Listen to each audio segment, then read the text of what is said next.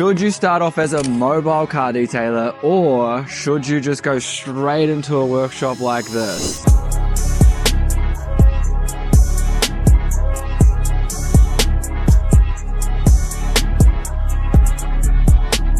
So I'll give you guys a quick walk through the rest of the building. I mean, it's not massive. We could probably do 2 cars max in here, but I think we'll just keep it at 1 at a time. And you can just picture this, a nice Bugatti Veyron sitting here. Nah, just kidding. But a friend does have a $500,000 Ferrari that we're hoping to get in here soon. A benefit of having a shop is that you can offer PPF, okay, paint protection film. That is actually quite a specialized service, but if you can offer those services, you could significantly increase the revenue of your business. I know like some guys charging like $8,000 for one PPF. It'll take them like a day, right? Again, there needs to be a market for that service in your area. But I mean, it's starting to become more and more popular, right? Most cars are worth like at least 50K. What's a few $1,000s to get it like fully protected? Okay, so this is where the kitchen is. Nice little kitchen in here. It's not massive, it's probably too dark to see anything. Does the job. But one downfall about this place is there's not really a customer waiting area. So when we get customers coming to pick up cars, let's just say we're running a bit late, or let's just say they're just waiting for another set of customers to pay or whatever, there's nowhere really for them to wait. So we're thinking we're gonna create like a little lounge area here, but the roller door is, you know, it's either open or it's closed. There's no like extra door, so customers will have to walk past that area. I don't think it's a big issue. This is the toilet. Nice. And this is a little office. So this is quite a good little office actually. We've got aircon.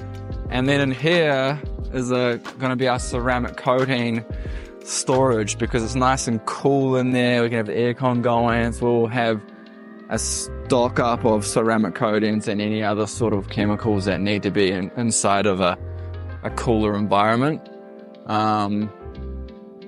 But yeah, I wish we could have something up there, but apparently we're not allowed weight up there. Apparently we can't have weight up there for some reason. I don't know, maybe we can bend the rules a little bit, but yeah. So this is the new shop. It's going to be open probably next week, hopefully. Again, I still recommend starting as a mobile car detailer just because it's easier to get into the market, all right? You can start, the benefit of offering home-based services is very convenient to customers as well. Once you build up a bit of a reputation and you start to see the benefit of having a shop to work on days when it's raining, or maybe you live in an area where it snows during the winter months. In that case, you know, it's definitely beneficial to have a shop. This is going to be costing us about $3,500 per month, I'm pretty sure. That's in New Zealand dollars. So, you know, that's only one, you know, big job, or 2, you know, big jobs, you know, $1,500 ceramic coating jobs, and that's paid off, right? You can get those done in 1-2 days. So we have 30 of them stacked up for the month. Money, money, money. But we'll see. Here's an air compressor. Guys, fully recommend you buy yourselves an air compressor. This thing is going to save you a shit ton of time when detailing the interior of a vehicle. Hot water extractor, really good. I just love the open space of a shop, right? It's just so nice.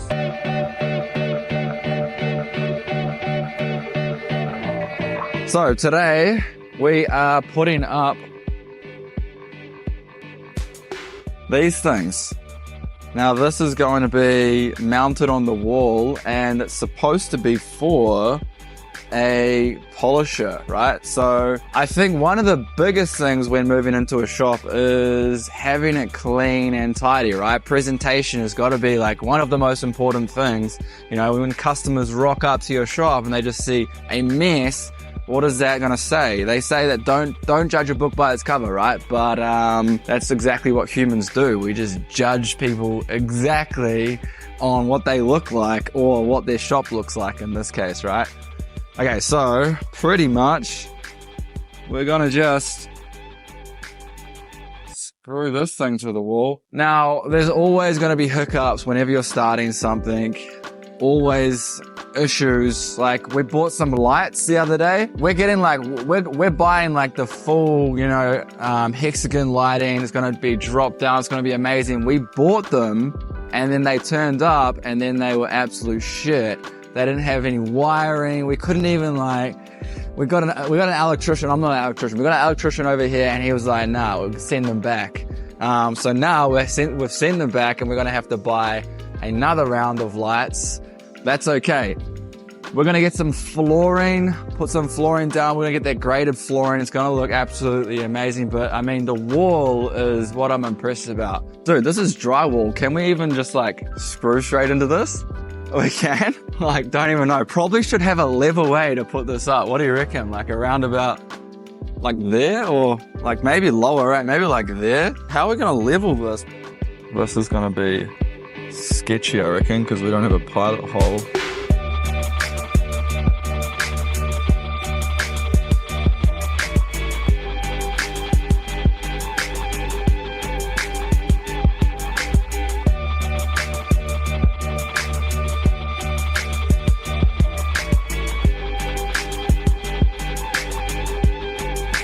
Look at that.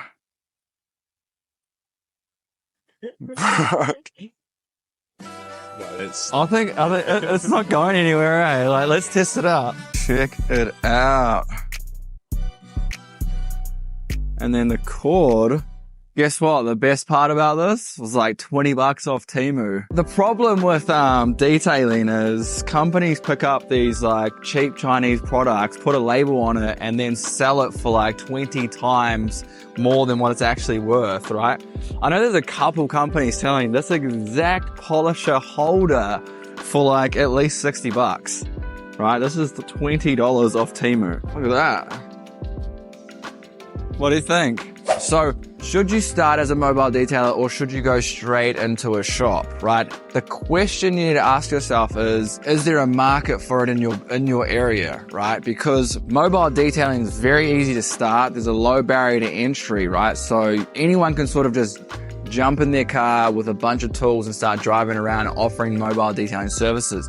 To open up a shop, there is a lot more going on. There's overheads, there's a lease agreement, especially if you have like a 1-year lease agreement. We're quite lucky. We signed a month-to-month lease agreement on this. So if all turns to shit in 6 months' time, God forbid, we can just exit. We don't have a 1-year lease agreement. But most places, you know, you're gonna have to sign a 1-year, 2-year, 3-year, potentially even longer agreement with the building, which means you're going to be locked into that building for a long period of time, right? So if, for example, it just doesn't work out or something happens in your life and you can't continue to, you know, operate out of the shop, then you're going to have those lease payments coming out.